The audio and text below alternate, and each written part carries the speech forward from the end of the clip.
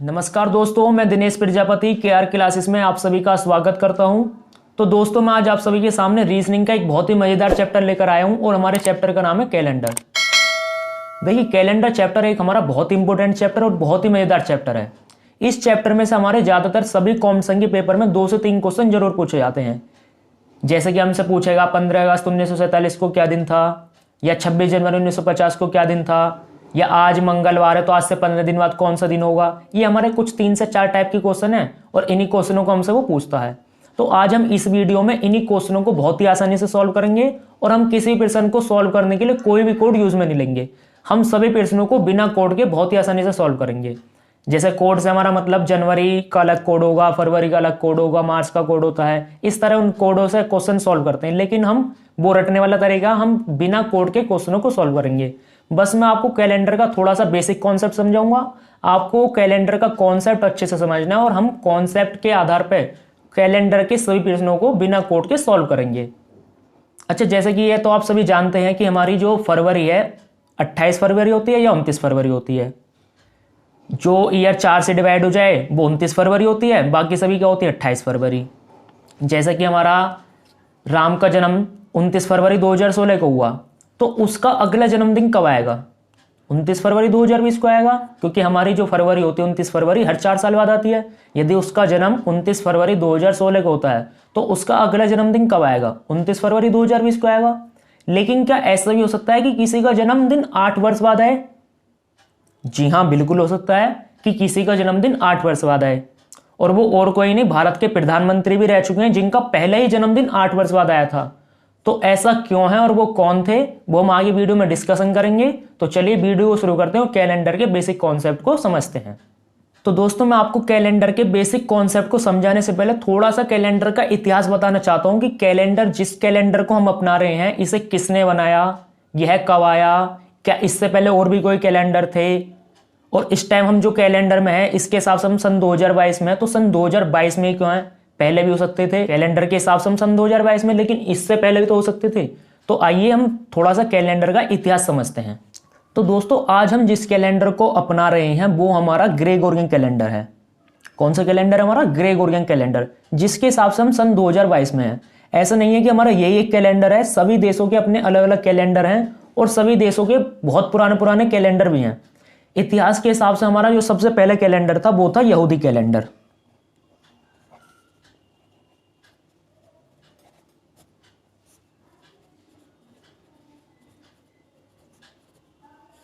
इतिहास के हिसाब से हमारा जो सबसे पुराना कैलेंडर है वो है हमारा यहूदी कैलेंडर, जो कि हमारा 3500 ईसा पूर्व आया।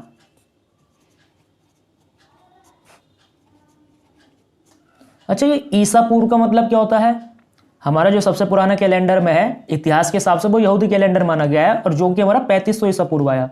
ये ईसा पूर्व का मतलब क्या होता है? आपने सभी ने पढ़ा होगा ईसा पूर्व होता है, लेकिन ये ईसा पूर्व का मतलब क्या होता है? अभी मैंने आपको बताया जिस कैलेंडर को हम अपना रहे हैं वो हमारा ग्रेगोरियन कैलेंडर है, जिसके हिसाब से हम सन 2022 में हैं। देखिए, जो सन 2022 है ये हमारे जो ईसाई धर्म के संस्थापक हैं जीसस क्राइस्ट, ये उनके जन्म से शुरू होता है। जिस दिन उनका जन्म हुआ था ये उसके हिसाब से हम सन 2022 में हैं। ठीक है, जो ईसाई धर्म के संस्थापक हैं हमारे ईसा मसीह जीसस क्राइस्ट, ये उनके जन्म से शुरू होता है सन 2022। तो इससे भी 3500 वर्ष पहले यहूदी कैलेंडर आ गया था। 2022 सालों से पहले भी कितना, 3500 साल पहले यहूदी कैलेंडर आ गया था हमारा। तो देखिए कितना पुराना कैलेंडर है हमारा यहूदी कैलेंडर, 3500 ईसा पूर्व। अच्छा, इस जो कैलेंडर में थे वो 12 से 13 महीने होते थे। 12 से 13 महीने, किसी वर्ष 12 महीने होंगे तो किसी वर्ष 13 महीने होंगे, और 353 से 385 दिन होते थे। 353 से 385 दिन, ये हमारा 3500 ईसा पूर्व आया, 12 से 13 महीने, और 353 से 385 दिन। उसके बाद आया हमारा चीनी कैलेंडर,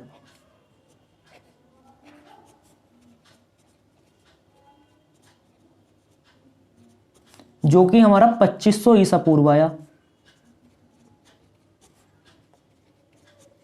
सबसे पहले हमारा यहूदी कैलेंडर आया, उसके बाद आया हमारा चीनी कैलेंडर 2500 ईसा पूर्व। उसके बाद आता हमारा विक्रम संवत।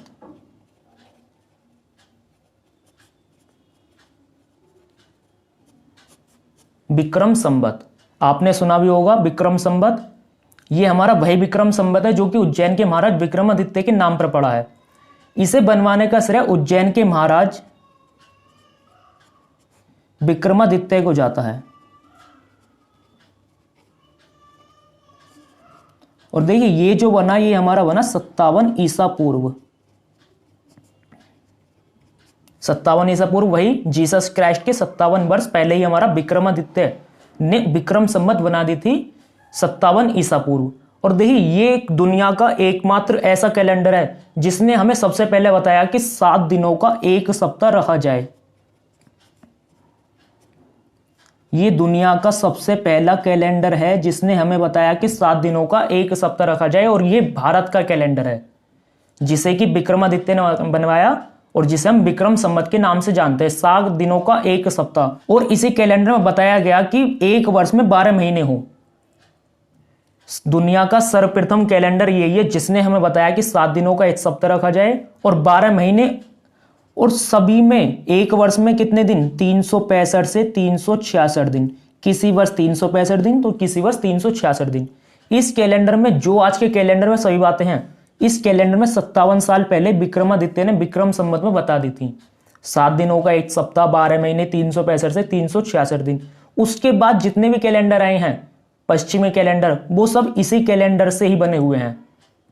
इसमें जितनी भी बातें हैं धीरे धीरे उन्होंने अपने देशों में अपनी बातों से जोड़ के, अपने देश की चीजों से जोड़ के कैलेंडर बनाए हैं। तो देखिए विक्रम संवत जो है हमारा 57 ईसा पूर्व आ गया था। उज्जैन के महाराज विक्रमादित्य ने इसे बनवाया था। उसके बाद जो आता वो आता हमारा किंग रोमुलस का रोमन कैलेंडर।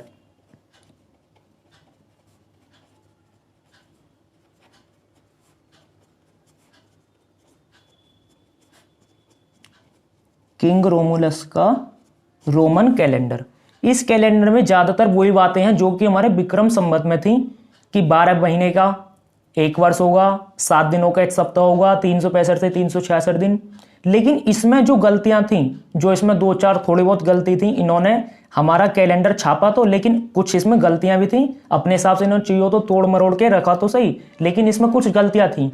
तो उन गलतियों को जो पूरा करा वो करा ग्रेगोरियन कैलेंडर ने। आज के समय में जिस कैलेंडर को हम अपना रहे हैं उसके बाद जो आया वो आया ग्रेगोरियन कैलेंडर। तो किंग रोमुलस के रोमन कैलेंडर के बाद जो आया था वो आया था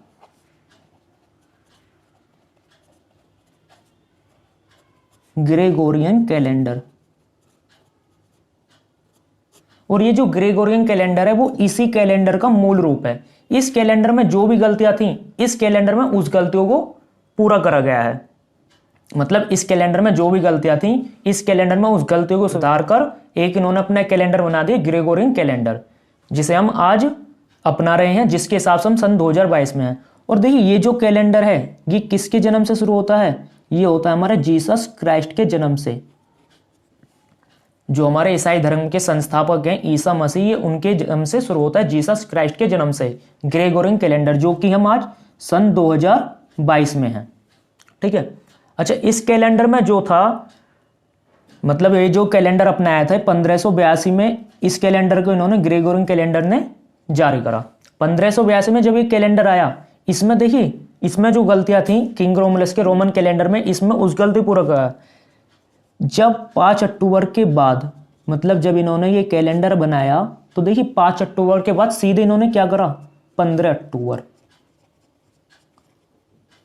मतलब 10 दिन इन्होंने क्या बीच में छोड़ दिए। 5 अक्टूबर के बाद सीधे इन्होंने क्या कर दिया, 15 अक्टूबर। ठीक है। मतलब इस कैलेंडर में जो भी गलतियां थी, इस कैलेंडर में उन गलतियों को हटा दिया गया। तो आज जो हम कैलेंडर अपना रहे हैं वो हमारा ग्रेगोरियन कैलेंडर है, जिसके हिसाब से हम सन 2022 में हैं। और देखिए ये जो कैलेंडर अपनाया गया 1582 में, जबकि हमारा जो विक्रम संवत है ये 57 ईसा पूर्व, मतलब जीसस क्राइस्ट के जन्म से भी 57 साल पहले विक्रमादित्य ने बना दिया था, जिसे कि हम विक्रम संवत के नाम से जानते हैं। इस टाइम हम सन 2022 में हैं और हमारी जो विक्रम संवत है 57 वर्ष पहले होती है, 7 और 2 9, 5 और 2 7। इस टाइम हमारी जो है, अब जो अप्रैल में जो चैत्र के नवरात्रि आएंगे, जब से हमारी 2079 विक्रम संवत स्टार्ट हो जाएगी। तो देखिए ये हमारा कैलेंडर का इतिहास है। इसमें हम सभी जानते हैं कि हमारा 1 जनवरी से 31 दिसंबर होता है। जनवरी में शुरू होता है, दिसंबर में लास्ट होता है। तो ये हमारा ग्रेगोरियन कैलेंडर है, जिसके हिसाब से हम आज अपना रहे हैं और ज़्यादातर इस टाइम वर्तमान में सभी देशों ने ग्रेगोरियन कैलेंडर को ही अपना रखा है। वो ऐसा इसलिए है, ये जो ग्रेगोरियन कैलेंडर है इसे बनाने के बाद जब देखिए इसे ग्रेगोरियन कैलेंडर को इंग्लैंड ने अपना लिया तो आप सभी को पता ब्रिटिश साम्राज्य जो है ब्रिटेन का सभी देशों पर ज़्यादातर कब्जा रहा। तो जब इस कैलेंडर को ब्रिटिश साम्राज्य ने अपना लिया तो जहां जहां ब्रिटिश साम्राज्य का कब्जा रहा तो उन देशों में भी इस कैलेंडर को अपना लिया गया। जैसे कि हमारा भारत है, हमारे भारत में जो था विक्रम संवत था, जो कि इस कैलेंडर से पहले ही सब चीज़ों को जो आज हम इस कैलेंडर में पढ़ रहे हैं वो 57 वर्ष पहले उन्होंने विक्रमादित्य ने इस कैलेंडर में सब चीज़ बता दी थी। तो देखिए हमारे देश पर भी इंग्लैंड का कब्जा रहा था तो हम भी इस कैलेंडर को इस वजह से अपना रहे हैं, ग्रेगोरियन कैलेंडर को। वरना यदि इंग्लैंड का हमारे देश पर कब्जा न होता तो क्या पता हम आज इस कैलेंडर को अपना रहे होते। तो ये देखिए हमारा कैलेंडर का इतिहास है। तो चलिए वीडियो को शुरू करते हैं और कैलेंडर के बेसिक कॉन्सेप्ट को समझते हैं। तो देखिए कैलेंडर के बेसिक कॉन्सेप्ट को समझते हैं हम। कैलेंडर के बेसिक कॉन्सेप्ट को समझने में हमें सबसे पहले क्या समझना है? सामान्य वर्ष। सबसे पहले हमें समझना होगा सामान्य वर्ष।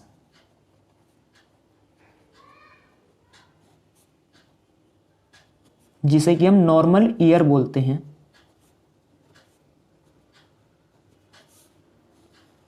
सामान्य वर्ष। सामान्य वर्ष का मतलब क्या होता है? आप सभी को पता है कि एक वर्ष में कितने दिन होते हैं? 365 दिन होते हैं। यदि मैं आपसे पूछूं एक वर्ष में कितने दिन होते हैं, सामान्य वर्ष में नॉर्मल ईयर में कितने दिन होते हैं? 365 दिन होते हैं। लेकिन एक्चुअल में 365 दिन नहीं होते। एक्चुअल में जो होते हैं 365 दिन 5 घंटे 48 मिनट और 47.5 सेकंड होते हैं।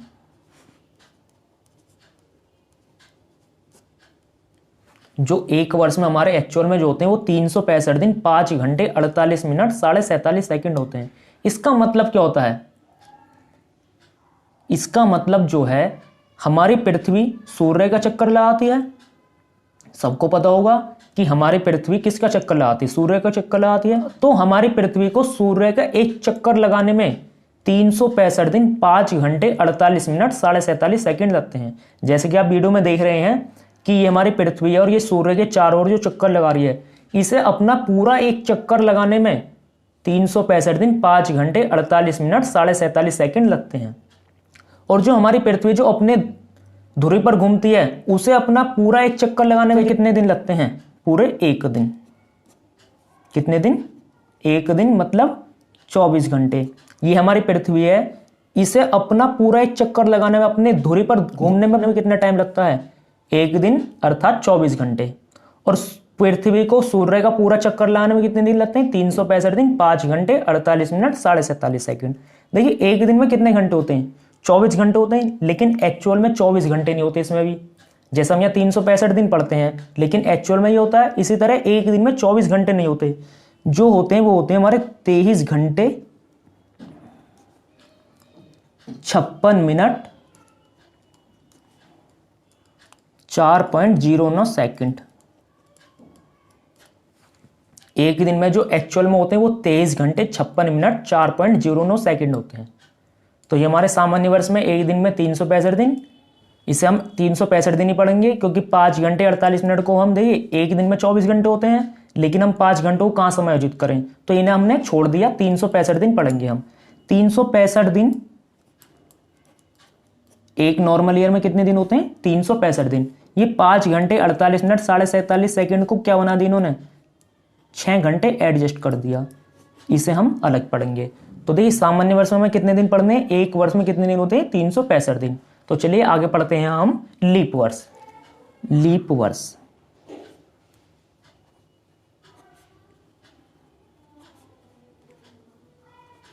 Leap year. लीप वर्ष में हमारे एक लीप वर्ष में कितने दिन होते हैं? 366 दिन होते हैं। एक सामान्य वर्ष में 365 दिन होते हैं और एक लीप वर्ष में कितने दिन होते हैं? 366 दिन।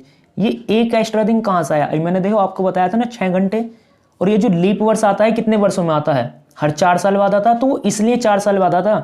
6 घंटे 6 6 6 देखिए 1 2 3 4 इस तरह 4 वर्ष में 6 घंटे बन के कितने घंटे हो गए? 24 घंटे।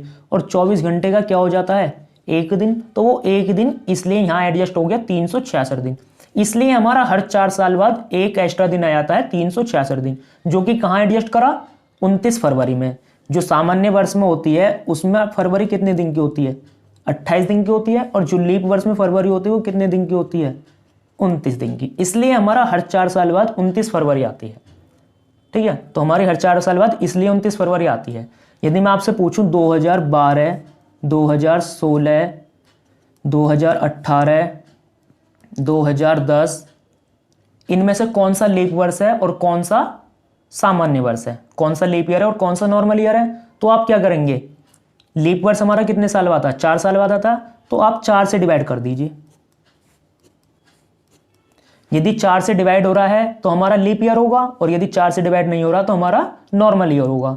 देखिए, और 4 का रूल क्या है, 2012 में पूरा डिवाइड मत ना करिए। 4 का रूल क्या होता है, फर्स्ट प्लस सेकंड, तो सिर्फ 2 संख्याओं को डिवाइड करिए। 4 3 12 डिवाइड हो रहा, तो इसका मतलब 2012 क्या है, हमारी लीप ईयर। मतलब 2012 में जो फरवरी आई थी वो कितने दिन की आई थी, 29 दिन की। 4 से 16 डिवाइड हो रहा, ये भी हमारा क्या है, लीप ईयर। 4 से 18 डिवाइड नहीं हो रहा, तो ये क्या है, हमारा नॉर्मल ईयर। 4 से 10 डिवाइड नहीं हो रहा, ये भी क्या है, हमारा नॉर्मल ईयर। हम थोड़ा सा और समझते हैं। 2004, 1996,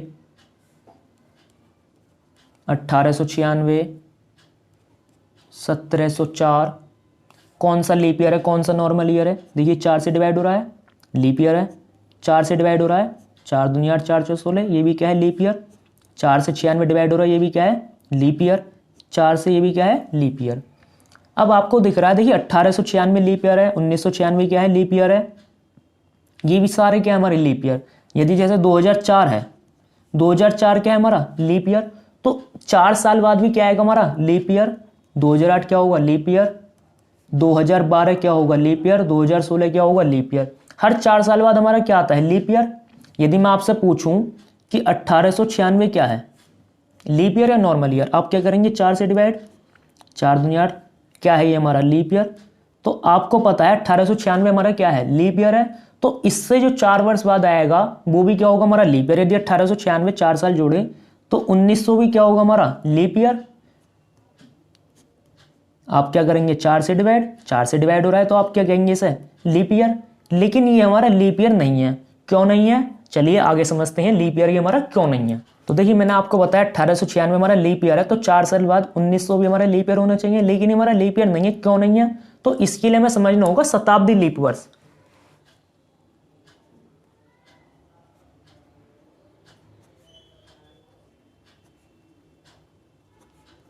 सेंचुरी लीप ईयर, शताब्दी लीप वर्ष। देखिए, जो हमारे नॉर्मल लीप वर्ष होते हैं उनमें तो हमें 4 से डिवाइड करना होता है। किससे डिवाइड करना होता है, 4 से। लेकिन जो सेंचुरी लीप ईयर होते हैं उसमें हमें 400 से डिवाइड करना होता। कितने से डिवाइड करते हैं हम, 400 से। जैसे 2012 है, ये क्या है, हमारा सिंपल ईयर है, तो 4 से डिवाइड करके देखोगे आप, तो 4 के बारे डिवाइड हो रहा है, तो ये हमारा क्या होगा, लीप ईयर। लेकिन जहां पर हमारा 00 मतलब सेंचुरी कंप्लीट कर दे, तो उसमें हमें कितने से डिवाइड करना होता है, 400 से। जैसे कि हमने अभी 1900 पढ़ा था ऊपर, 1900 में हमें 400 से डिवाइड करना है। तो देखिए, 20 से 20 कैंसिल, 419 डिवाइड नहीं हो रहा, तो ये हमारा 419 डिवाइड नहीं हो रहा, तो ये हमारा कौन सा ईयर हुआ, ये हमारा सेंचुरी नॉर्मल ईयर हुआ। जहां हमारा 00 आ जाए उसमें हमें कितने से डिवाइड करना होगा, 400 से। तो देखिए, ये हमारा 400 से डिवाइड नहीं हो रहा, तो ये हमारा कौन सा ईयर है, ये हमारा सेंचुरी नॉर्मल ईयर है, सेंचुरी लीप ईयर नहीं है। यदि मैं आपसे पूछूं 400 देखिए 400 से डिवाइड होगा, ये सेंचुरी लीप ईयर होगा। 1600 400 से डिवाइड होगा, तो देखिए जो हमारा 400 से डिवाइड होगा वो हमारा सेंचुरी लीप ईयर होगा, और जो 400 से डिवाइड नहीं होगा वो सेंचुरी नॉर्मल ईयर होगा। ठीक है, तो जो सिंपल होती है हमारे ईयर उनमें 400 से डिवाइड करना है हमें, और जो सेंचुरी ईयर होंगे उसमें कितने से डिवाइड करना हमें, 400 से। तो देखिए, मैंने आपको शुरू में बताया था ना कि किसी का जन्मदिन 8 वर्ष बाद क्यों आ रहा है, तो वो हमारा इसलिए है। तो चलिए अब हम समझते हैं कि हर किसी का जन्मदिन, जैसे किसी का जन्म 29 फरवरी 2016 को होता है, तो उसका अगला जन्मदिन कब आएगा, 29 फरवरी 2020 को आएगा। लेकिन ऐसा क्यों है कि किसी का जन्मदिन 8 वर्ष बाद आएगा, तो चलिए हम समझते हैं किसी का जन्मदिन 8 वर्ष बाद क्यों आएगा। तो देखिए, अब हम समझते हैं कि आखिर ऐसा क्यों है कि किसी का जन्मदिन 8 वर्ष बाद आ रहा है। तो वो देखिए, अभी हमने पीछे पढ़ा था कि 29 फरवरी हमारी हर 4 साल बाद आती है, तो उसे हम क्या बोलते हैं, लीप वर्ष। और उसके बाद हमने क्या पढ़ा था, शताब्दी लीप वर्ष। अभी हमने पीछे पढ़ा था कि 1896 के बाद 1900 जो आएगा वो हमारा लीप वर्ष नहीं होगा, क्योंकि वो हमारा क्या है, सेंचुरी। और सेंचुरी में हमें कितने से डिवाइड करना होता है, 400 से। और वो 400 से डिवाइड नहीं हो रहा, तो 1900 में हमारी क्या होगी, 28 फरवरी होगी। तो उसके बाद 1904 में हमारी 29 फरवरी आएगी। तो कितना डिफरेंस हो गया दोनों ईयर में, 8 साल का डिफरेंस हो गया। तो इस वजह से हमारा जो है किसी का जन्मदिन 8 वर्ष बाद आ रहा है। इसको और अच्छे से समझने के लिए हम एक प्रश्न लेते हैं कि यदि मान लो राम का जन्म 29 फरवरी 2012 को हुआ है,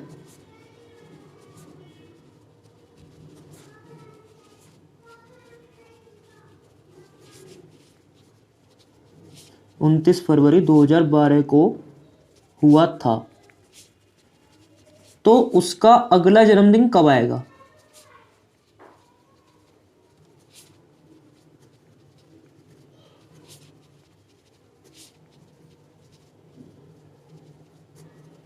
यदि राम का जन्म 29 फरवरी 2012 को हुआ था, तो उसका अगला जन्मदिन कब आएगा। 29 फरवरी 2012, 2012 क्या हमारी लीप ईयर, तो 2012 के बाद 2013 जो होगी नॉर्मल ईयर होगी, उसमें 29 फरवरी नहीं होगी, 28 फरवरी होगी। 2014 28 फरवरी, 2015 28 फरवरी। तो उसके 4 साल बाद, 2012 के 4 साल बाद 2016 में क्या आएगी हमारी, 29 फरवरी आएगी। तो उसका अगला जन्मदिन कब आएगा, 29 फरवरी 2016 को 4 वर्ष बाद। ठीक है, यदि राम का जन्म 29 फरवरी 2012 को हुआ था, तो उसका अगला जन्मदिन कब आएगा, 29 फरवरी 2016 को आएगा। यदि हम मान लें कि किसी का जन्मदिन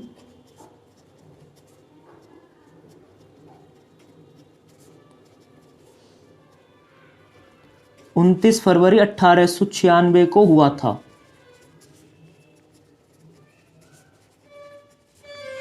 तो उसका अगला जन्मदिन कब आएगा।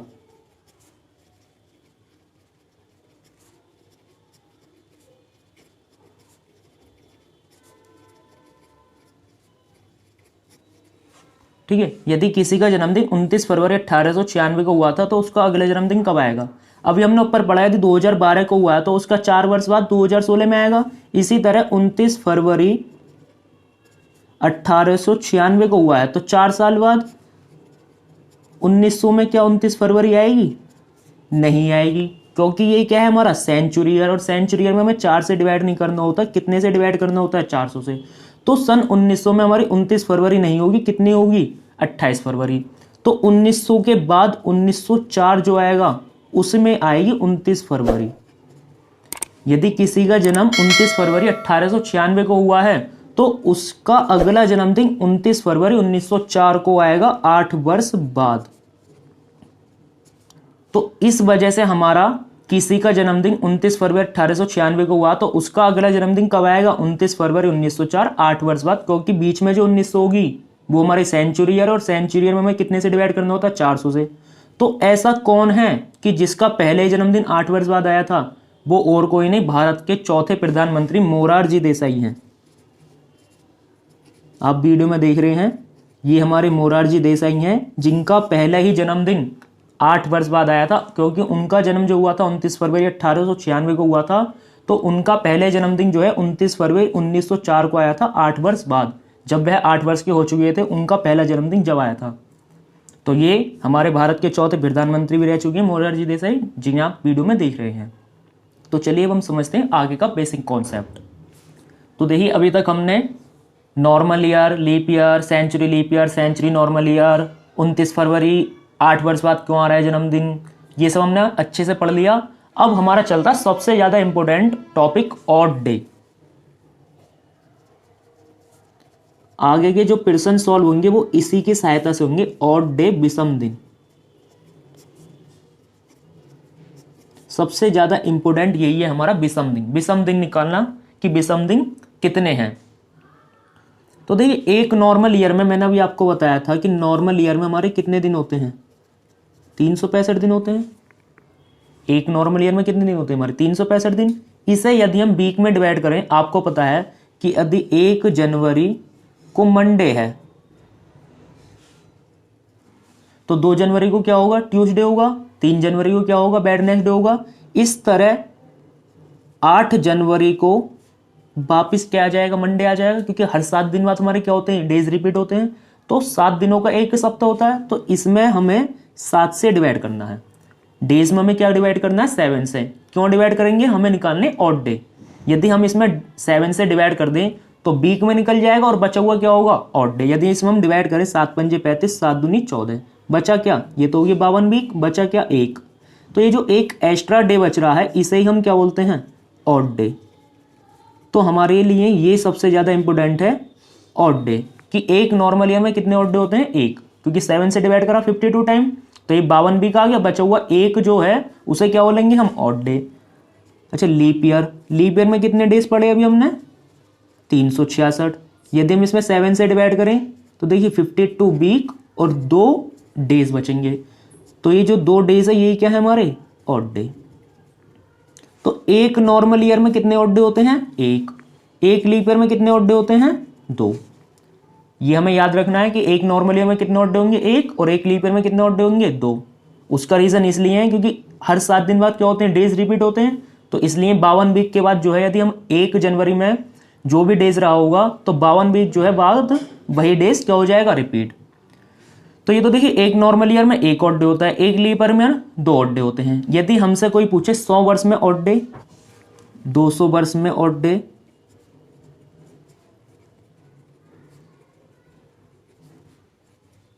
300, 400, कि 100 वर्ष में ऑड डे कितने होते हैं, 200 में कितने होते हैं, 300 में कितने होते हैं, 400 में कितने होते हैं। तो देखिए 100 वर्ष में कितने ऑड डे होते हैं हमारे, 100 वर्ष में होते हैं हमारे 5 ऑड डे। 200 वर्ष में होते हैं हमारे 3, 300 वर्ष में होते हैं 1, और 400 वर्ष में होते हैं 0। 100 वर्ष में हमारे कितने ऑड डे होते हैं, 5। जिस तरह हमने पढ़ा एक नॉर्मल ईयर में कितने ऑड डे होंगे, एक लीप ईयर में कितने ऑड डे हैं, 2। तो इसी तरह 100 वर्ष में कितने ऑड डे हैं, 5, 200 में 3, 300 में 1, 400 में 0। ये हमें याद रखना है कि 100 में कितने हैं, 5, 200 में 3, 300 में 1, 400 में 0। अच्छा, ये निकल कर कैसे आए, तो हम आगे समझते हैं कि 100 वर्ष में ऑड डे की संख्या 5 कैसे निकल के आई। तो चलिए अब हम समझते हैं कि 100 वर्ष में ऑड डे की संख्या 5 कैसे निकल के आई। अच्छा, ये हमारे 100 वर्ष हैं। अभी हमने पीछे पढ़ा कि एक नॉर्मल ईयर में ऑड डे कितने होते हैं, एक लीप ईयर में कितने ऑड डे होते हैं, 2। अब ये जो 100 ईयर है, 100 ईयर में हमारे लीप ईयर भी होंगे और नॉर्मल ईयर भी होंगे। ये जो 100 ईयर है, इस 100 ईयर में 100 ईयर में नॉर्मल ईयर भी होंगे और लीप ईयर भी होंगे। इसमें हमें सबसे पहले क्या करना है, ईयर में से नॉर्मल ईयर या लीप ईयर को अलग करिए। 100 ईयर है टोटल, और अभी हमने पीछे पढ़ा था कि लीप ईयर जो है हर 4 साल बाद आता है। तो देखिए इसमें कितने से डिवाइड कर देंगे हम, 4 से। लीप ईयर निकालने के लिए मैं कितने से डिवाइड करना होगा, 4 से। यदि मैं 100 में 4 से डिवाइड करूं तो कितना आ गया, 25। तो हमारी लीप ईयर की संख्या क्या आई, 25 आई, नहीं। 100 में देखिए 100 जो है ये क्या है, सेंचुरी ईयर है। तो सेंचुरी ईयर में मैं कितने से डिवाइड करना होगा, 400 से। तो 100 हमारा क्या होगा, सेंचुरी नॉर्मल ईयर होगा। तो कितने लीप ईयर आ गए हमारे, 24। 100 ईयर, अब ये जो 100वां ईयर होगा वो क्या होगा, नॉर्मल ईयर होगा। तो इसलिए 4 से 100 में डिवाइड करा 25, तो 100वां ईयर हमारा क्या है, नॉर्मल ईयर। तो एक कम कर दिया, कितने आ गए, 24। तो 100 ईयर में लीप ईयर की संख्या कितनी है, 24, 24। अच्छा, 100 में जब 24 लीप ईयर हैं तो बचे कितने, 76। तो 76 क्या होंगे हमारे, नॉर्मल ईयर। जब 100 वर्ष में 24 लीप ईयर है तो 76 क्या होंगे, नॉर्मल ईयर। अभी हमने पीछे पढ़ा था कि एक नॉर्मल ईयर में एक ऑड डे की संख्या कितनी होती है, एक नॉर्मल ईयर में ऑड डे कितने होंगे, 1। तो 76 नॉर्मल ईयर में कितने होंगे, 76। अच्छा, एक लीप ईयर में कितने ऑड डे होते हैं, 2। तो 76 नॉर्मल ईयर में ऑड डे कितने आ गए, 76। 24 लीप ईयर में कितने ऑड डे आ गए, 48, 48, क्योंकि एक नॉर्मल ईयर में एक ऑड डे, एक लीप ईयर में 2 ऑड डे। तो 76 ऑड डे और 48 ऑड डे, टोटल कितने हो गए, 8 और 6 14, 7 और 1 8 और 4 12। तो 100 वर्ष में जो ऑड डे की संख्या आ गई वो कितनी आ गई, 124। अच्छा, 124 फिर क्या होगा, फिर वापस रिपीट हो होंगे। तो हम क्या करेंगे, 124 में 7 से द्वारा डिवाइड कर देंगे, क्योंकि 7 दिन बाद क्या हमारा दिन फिर से रिपीट होगा। तो देखिए 7 एकम 7, 12 में से 7 किया 5, बचा कितना 4, 7 7 49। तो देखिए रिमाइंडर कितना आता है, 5। तो जो हमारा रिमाइंडर होता है वही तो हमारा ऑड डे होता है। तो हमने इसमें 7 से डिवाइड करा तो हमारा जो रिमाइंडर आता है वो कितना आता है, 5। तो देखिए 100 वर्ष में ऑड डे की संख्या कितनी आ गई, 5, जो कि अभी हमने पीछे पढ़ा था कि 100 वर्ष में ऑड डे कितने होते हैं, 5। तो हम समझते हैं 200 वर्ष में कितने होते हैं। 200, 300, 400। अभी हमने निकाला कि 100 वर्ष में ऑड डे कितने होते हैं 5, तो 200 वर्ष में कितने होंगे 10 होंगे। जब 100 में 5 है, ये इसका डबल है, तो ये इसका डबल कर दीजिए 10। अच्छा 10 फिर से वापिस रिपीट हो रहेंगे, तो 10 में फिर डिवाइड करिए 7 से, 7 एकम 7, कितना बचा रिमाइंडर 3। तो इसका मतलब क्या होगा 3 ऑड डे, जो कि हमने पीछे पढ़ा था 3। इसी तरह 300, जब 100 वर्ष में 5 है तो 300 वर्ष में कितने होंगे 15। फिर इसमें 7 से डिवाइड कर दिए, 7 दूनी 14, कितना बचता है 1, तो 1 ऑड डे आ गया। 400, 100 वर्ष में 5 है तो 400 वर्ष में कितने होंगे 20 ऑड डे होंगे। लेकिन 400वां जो ईयर होगा, शताब्दी वर्ष सेंचुरी ईयर 400 से डिवाइड हो रहा, तो एक लीप ईयर ये भी हो गया ना, तो एक एक्स्ट्रा दिन इसका भी होगा। तो टोटल कितने हो गए 21 ऑड डे हो गए। 21 7 टाइम से पूरा पूरा डिवाइड हो जाता है, तो कितना बचेगा 0 ऑड डे। तो देखिए हमने पीछे यही तो पढ़ा था कि 100 वर्ष में कितने ऑड डे हमारे 5, 200 में कितने हैं 3, और 300 में कितने 1, और 400 में कितने हैं 0। तो इन्हीं की सहायता से हमारे आगे जितने भी क्वेश्चन होंगे कैलेंडर के, बहुत ही आसानी से बस हमको ये याद रखना है कि 100 वर्ष में कितने ऑड डे हमारे 5, 200 में 3, 300 में 1, 400 में 0। अच्छा एक चीज और ध्यान रखना कि 400 में कितने ऑड डे होते हैं 0। तो 400 के जितने भी मल्टीप्लिकेशन होगा 800, 1200, 1600, 2000, 2400, मतलब जो 400 का जितना भी मल्टीप्लिकेशन होगा उन सभी में भी ऑड डे कितने होंगे 0। जब हमारा 400 वर्ष में ऑड डे 0 है तो 800, 12, 16, 2000, 2400 सभी ईयर में कितने ऑड डे होंगे 0। तो चलिए अब थोड़ा सा और आगे का कॉन्सेप्ट समझते हैं। तो देखिए ये हमारा लास्ट टॉपिक है बेसिक कॉन्सेप्ट का, कि Monday, Tuesday, Wednesday, Thursday, Friday, Saturday, Sunday, ये हमारे वीक हैं। मंडे से शुरू होता है, संडे पे लास्ट होता है। यदि हमारा आंसर जैसे मान लो क्वेश्चन में पूछ लिया जाए कि 15 अगस्त 1947 को क्या दिन था, तो यदि हमारा आंसर में मान लो 4 आ रहा है, तो 4 का मतलब क्या होगा थर्सडे। मतलब यदि हमारा आंसर में 1 आता है तो 1 का मतलब क्या होगा मंडे, 2 का मतलब ट्यूसडे, 3, 4, 5, 6, 7 या 0। यदि हमारा आंसर में 1 आता है तो 1 का मतलब क्या होगा मंडे। यदि आंसर में हमारा 6 आता है तो 6 का मतलब क्या होगा सैटरडे, क्योंकि छठा दिन क्या होता है सैटरडे। अच्छा ऐसा क्यों है कि हम मंडे से ही शुरू करते हैं, ऐसा भी हो सकता है हम पहला ट्यूसडे मान लें या 1 थर्सडे को माने, तो ऐसा क्यों है। मैंने आपको वीडियो के स्टार्टिंग में बताया था कि ये जो हमारा कैलेंडर है वो ग्रेगोरियन कैलेंडर है, और ये जो हमारा कैलेंडर स्टार्ट होता है वो जीसस क्राइस्ट के जन्म से शुरू होता है। मतलब जब भी ये कैलेंडर जो स्टार्टिंग है इसकी 1 जनवरी सन 1, मतलब जिस दिन इस कैलेंडर का स्टार्टिंग मानी गई है उस डे को क्या माना गया है मंडे। जिस डे से ये कैलेंडर, जब से ये 1 जनवरी स्टार्टिंग माना गया है उस दिन क्या दिन माना गया है मंडे। जब देखिए 1 जनवरी सन स्टार्टिंग बिल्कुल मंडे था, तो 2 जनवरी को क्या होगा ट्यूसडे, 3 को क्या होगा वेडनेसडे, 6 को क्या होगा सैटरडे, और 7 को क्या होगा संडे, और 8 का मतलब क्या होगा, जब 7 में संडे था तो 7 के बाद 8 में जब दोबारा क्या हो गया डे रिपीट हो गए, तो 8 का मतलब क्या हुआ मंडे। अच्छा अब यदि मैं 8 में 7 से डिवाइड कर दूं, 7 एकम 7, तो देखिए कितना रिमाइंडर बचता है 1 ऑड डे। कितना ऑड डे आ गया 1, और 1 का मतलब देखिए क्या है मंडे। तो इसका मतलब ये हमारा इसलिए है कि 1 में मंडे, 2 में ट्यूसडे। उसका रीजन यही है क्योंकि स्टार्टिंग कब से हुई है मंडे से, फिर 2 में क्या आया ट्यूसडे, तो 1 में क्या है मंडे, 2 में क्या है ट्यूसडे। जब 1 में मंडे है तो 8 में भी क्या होगा, हर 7 दिन बाद क्या होता है डेज रिपीट होता है, तो 8 में भी क्या होगा मंडे। यदि 8 में डिवाइड करा 1, और 1 का मतलब क्या है मंडे। तो अब हमें सिर्फ इतना ध्यान रखना है कि 100 वर्ष में कितने ऑड डे होते हैं 5, 200 में 3, 300 में 1, 400 में 0, और 1 का मतलब क्या होगा मंडे, 3 का मतलब क्या होगा वेडनेसडे, 6 का मतलब सैटरडे, 7 या 0 का मतलब संडे। तो ये हमारा बेसिक कॉन्सेप्ट खत्म होता है। तो चलिए हम क्वेश्चन की तरफ चलते हैं और इस बेसिक कॉन्सेप्ट की सहायता से बहुत ही आसानी से क्वेश्चनों को सॉल्व करेंगे। तो देखिए हमारा पहला क्वेश्चन है, यदि 1 जनवरी 2006 को रविवार था तो 1 जनवरी 2007 को कौन सा दिन रहा होगा। यदि 1 जनवरी 2006 को रविवार है तो 1 जनवरी 2007 को कौन सा दिन होगा। सबसे पहले देखना हमें ईयर, 2006 कौन सी ईयर है हमारी, नॉर्मल ईयर या लीप ईयर।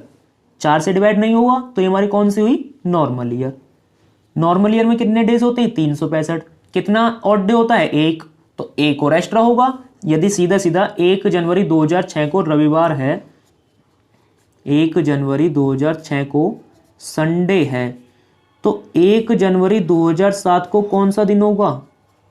मंडे होगा, क्योंकि नॉर्मल ईयर में कितना ऑड डे होता है? एक और जोड़ दीजिए संडे में, तो हमारा आंसर क्या आ गया? मंडे। यदि नॉर्मल ईयर जिस डे से शुरू हो रही है वो हमेशा उसी डे पर खत्म होगी। यदि 1 जनवरी 2006 को रविवार है तो 31 दिसंबर 2006 को भी कौन सा दिन रहा होगा? रविवार रहा होगा। तो फिर जब अगला 1 जनवरी आए तो क्या डे हो जाएगा? मंडे। अब जरा सेकंड क्वेश्चन पे देखिए, यदि 1 जनवरी 2012 को मंगलवार था तो 1 जनवरी 2013 को कौन सा दिन रहा होगा? 2012 कौन सा ईयर है हमारा? लीप ईयर है।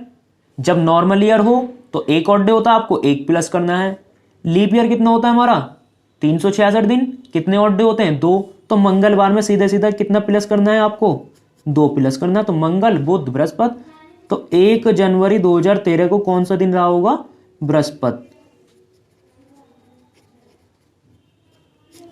1 जनवरी 2013 को कौन सा दिन रहा होगा? बृहस्पतिवार, क्योंकि ये क्या है हमारा? लीप ईयर, और लीप ईयर में कितने एक्स्ट्रा दिन होते हैं? 2।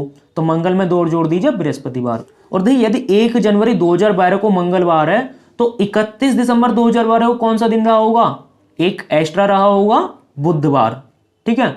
नॉर्मल ईयर जो है जिस डे से शुरू होती है उसी डे पर खत्म होती है, और लीप ईयर जिस डे से शुरू होती है उसके एक एक्स्ट्रा डे पर खत्म होती है। तो चलिए क्वेश्चन नंबर 3 देखते हैं। तो देखिए क्वेश्चन नंबर 3 में बोला है यदि किसी महीने का 10वां दिन शनिवार होता है तो उस महीने का 27वां दिन होगा।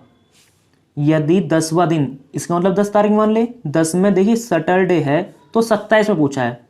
हर 7 दिन बाद क्या होते हैं? Days repeat. यदि हमारा कैलेंडर के हिसाब से 10 में सैटरडे है तो 17 में भी क्या होगा? सैटरडे। फिर 7 दिन बाद 24 में भी क्या होगा? सैटरडे। फिर 25, 26, 27 संडे, मंडे, ट्यूसडे। तो हमारा आंसर क्या आ गया? 27 तारीख में ट्यूसडे। तो क्या आप क्वेश्चन को इस तरह थोड़ी ना करोगे?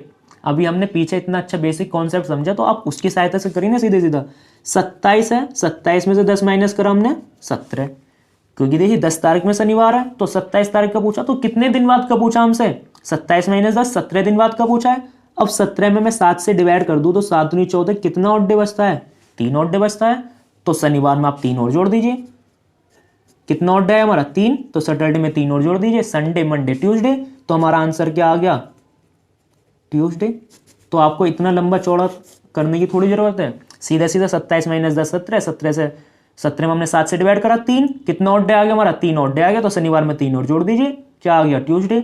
और देखिए इसी की सहायता से क्वेश्चन नंबर 4 हो जाएगा। 31 दिनों के किसी माह में 16 तारीख को बृहस्पतिवार पड़ता है, उस महीने का आखिरी दिन कौन सा होगा? आखिरी दिन मतलब 31। जब 16 तारीख में हमारा बृहस्पतिवार है तो 7 दिन बाद 23 में बृहस्पतिवार होगा। फिर 7 दिन बाद 30 में भी क्या होगा? बृहस्पतिवार। एक और जोड़ दीजिए, शुक्रवार।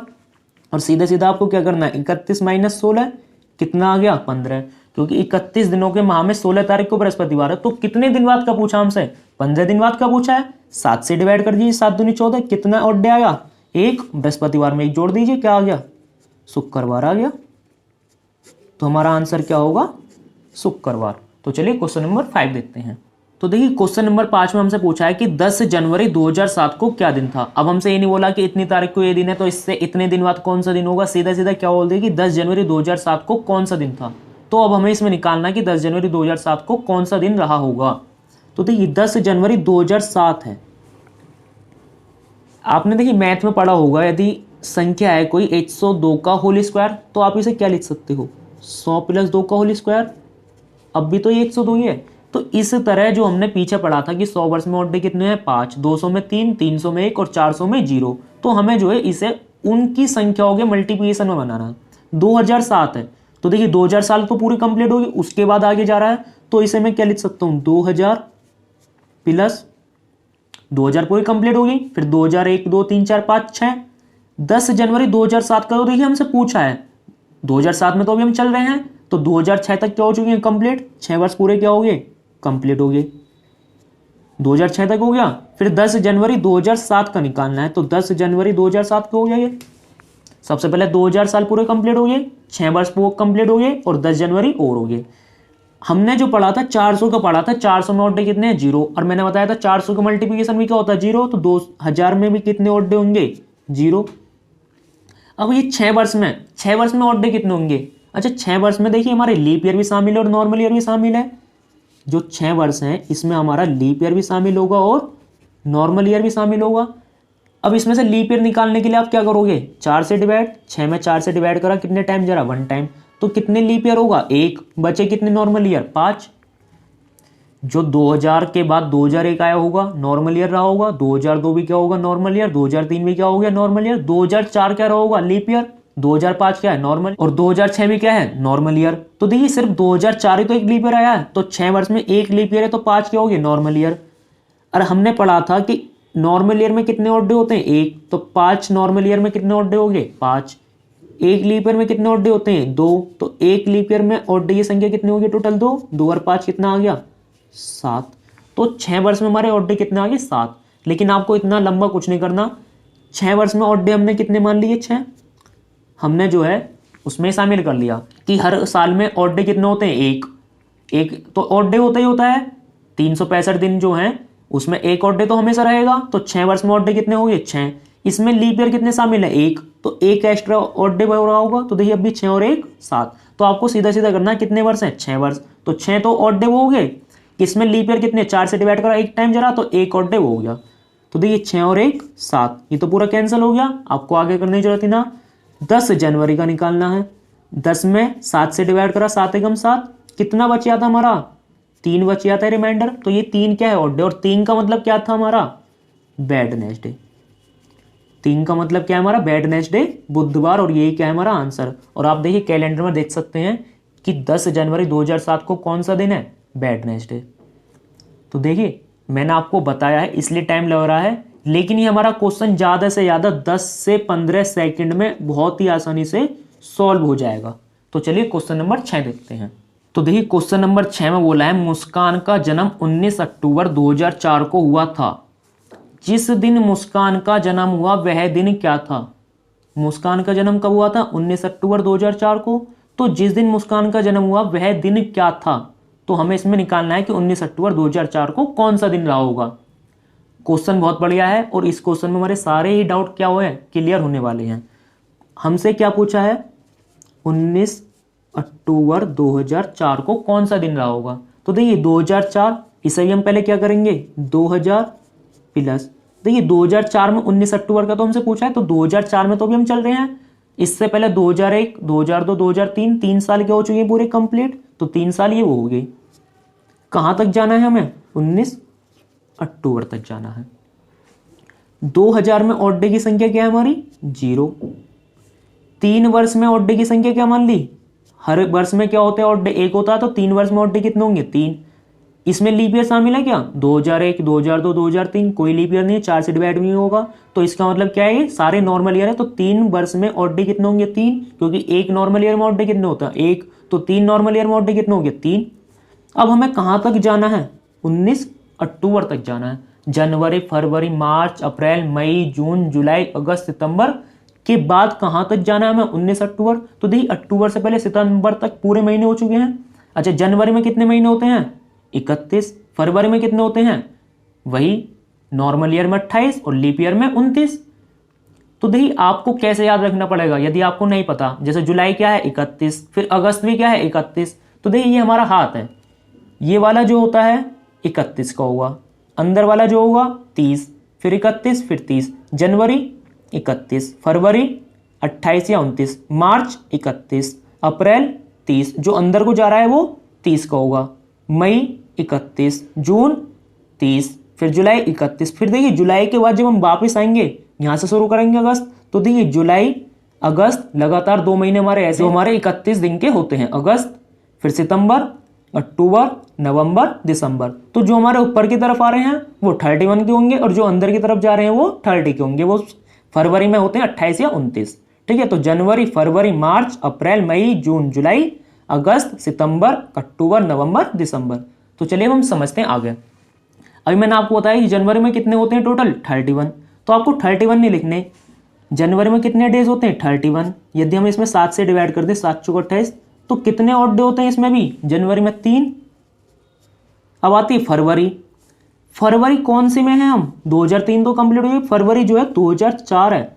और 2004 में जो फरवरी होगी वो कितने दिन की होगी? 29 दिन की। 7 से डिवाइड करोगे 7 चौक 28, तो कितना बच जाता है? 1। और यदि नॉर्मल ईयर होता कितना बचता? 0, क्योंकि 28 पूरा डिवाइड। तो जनवरी, फरवरी। मार्च में कितने? 3। अप्रैल में 2, मई में 3, जून में 2, जुलाई में 3, अगस्त में 3, क्योंकि जुलाई और अगस्त लगातार 31 के होते हैं। तो 7 चौक 28 3 बचा, 7 चौक 28 3 बचा। तो जुलाई, अगस्त, सितंबर पूरा हो चुका है 2। अक्टूबर, अक्टूबर अभी पूरा नहीं हो, क्योंकि अक्टूबर में हमें कहाँ तक जाना है? 19 अक्टूबर। तो ये 7 से डिवाइड करोगे, 7 दूनी 14, कितना बच जाता है इसमें? 5। अब इन्हें जोड़ दीजिए, फिर 7 से डिवाइड कर दीजिए, जो रिमाइंडर बचेगा वही होगा हमारा आंसर। तो देखिए 3 और 3 6 और 1 7, कैंसिल हो जाएगा 7 से 7। 3 और 2 5, 5 और 2 7, ये कैंसिल हो गया। 3 और 3 6, 6 और 3 9, 9 और 2 11 और 5 16। तो देखिए हमारा कितना बच जाता है लास्ट में? 16। 3 और 3 6 और 1 7, ये कैंसिल हो गया। 3 और 2 5 और 2 7, ये कैंसिल हो गया। 3 और 3 6, 3 9, 2 11 और 5 16। तो हमारे ऑड डे कितने आ गए टोटल? 16। इसमें भी 7 से डिवाइड करेंगे, 7 दूनी 14, तो हमारा कितना रिमाइंडर बच जाता है? 2। और 2 का मतलब क्या होता है हमारा? ट्यूसडे। तो हमारा आंसर क्या आएगा? ट्यूसडे। तो जिस दिन मुस्कान का जन्म हुआ था वह दिन क्या था? ट्यूसडे। आप कैलेंडर में देख सकते हैं, ये देखिए मुस्कान का जन्म 19 अक्टूबर 2004 को हुआ है। तो 19 अक्टूबर को देखिए कौन सा दिन है? ट्यूसडे। और ये क्वेश्चन भी हमारा ज़्यादा से ज़्यादा 20 से 25 सेकंड में ही आसानी से सॉल्व हो जाएगा। जब आप इन क्वेश्चनों की प्रैक्टिस करेंगे और बार बार प्रैक्टिस करोगे तो बहुत ही आसानी से आपको इतना लंबा लिखने की जरूरत भी ना होगी। 3 और 3 6 7, आपको सीधे सीधे क्या है? जनवरी में 31 होते हैं, 3 3 1।